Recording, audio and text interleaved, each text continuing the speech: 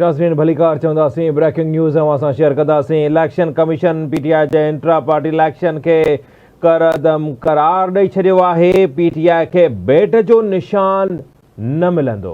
अहम खबर है आवाज़ शेयर कंदासीं। इलेक्शन कमीशन पीटीआई जे इंट्रा पार्टी इलेक्शन कलदम करार ॾेई छॾी आहे।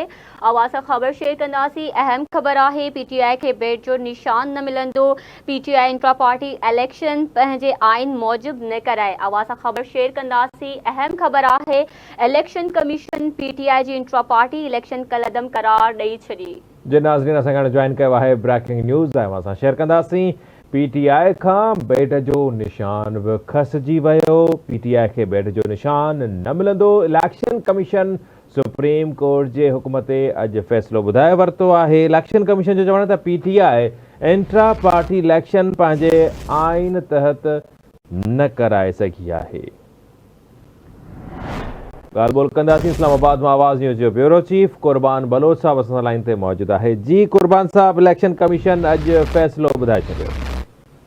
जी बिल्कुल पाकिस्तान तहरीक इंसाफ के हवाले से आम फैसलो है। इलेक्शन कमीशन पाकिस्तान टीम का महफूज कल फैसलो जारी करे छो है। तकरीबन 15 सुबह से बदल फैसले भी इलेक्शन जो पीटीआई जी इंट्रा पार्टी इलेक्शन के हवाले से तस्दीक दिना विया। वर्डिक्ट भी हो फैसलो थियो त पीटीआई पंहिंजे आइन रूल्स मुताबिक चूंडू कराइण में नाकाम रही है। जेके करायल चूंडू उन्हनि खे कलदम करार ॾिनो वञे थो। आइन फैसले में पीटीआई के जो बेट वारे चूंड निशान खां बि मारू करण जो ऐलान कयो वियो आहे। ऐं ॼाणायो वियो आहे त बेरस्तु जोहर चूंड आइन मुताबिक न आहे थी। न वरी जेको उमर अयूब आहे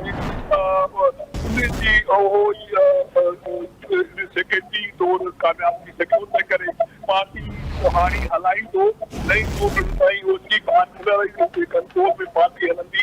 सो अहिड़े नमूने सां इंट्रा पार्टी इलेक्शन जे नतीजे में बेस्ट गोहर उमर अयूब ऐं ॿिया जेके बि मुक़ररियूं थियूं हुयूं उहे सभई कलदम थी वियूं।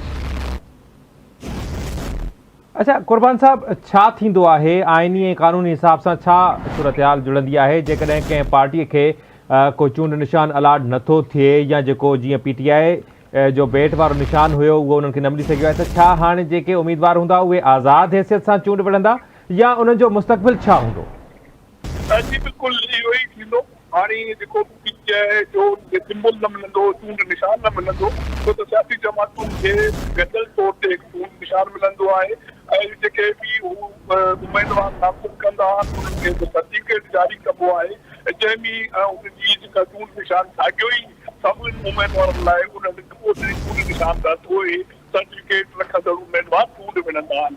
हाणे जॾहिं त हिन पार्टी जी जेका चूंड आहे उहो मुताबिक ढांचो आहे उहो कलदम करार ॾिनो वियो। चूंड कलदम करार थी वई। हाणे हुनखे चूंड निशान आहे उन खां मारूफ़ कयो वियो। त हाणे जेके पार्टी कुझु वार ऑर्गेनाइज़र आहे या क़यादत आहे उन जा जेके बि उम्मीदवार हूंदा उहे आज़ाद तौर चूंड विढ़ी सघंदा।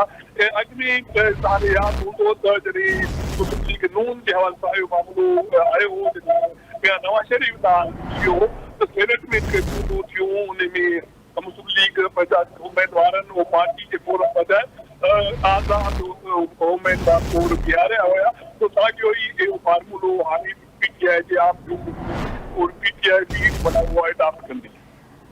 ठीक है, अवां जी वॾी महिरबानी अपडेट करण लाइ।